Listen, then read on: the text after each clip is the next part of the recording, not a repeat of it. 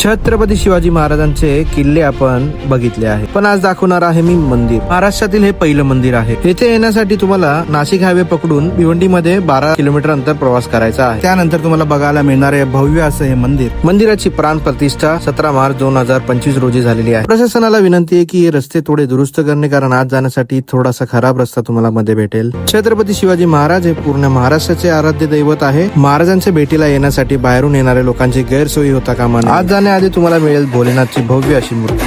चला तर आज जाऊया.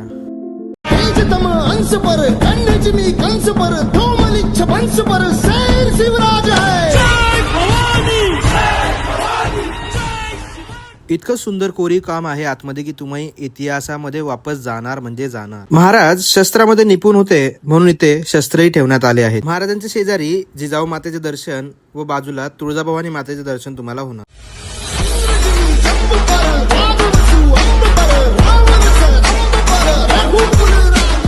अशा प्रकारे मानाचा मुजरा देत आम्ही महाराजांचं दर्शन घेतलेलं आहे आणि हे मंदिर संपूर्ण आपण एक्सप्लोर करायचा प्रयत्न केला आहे.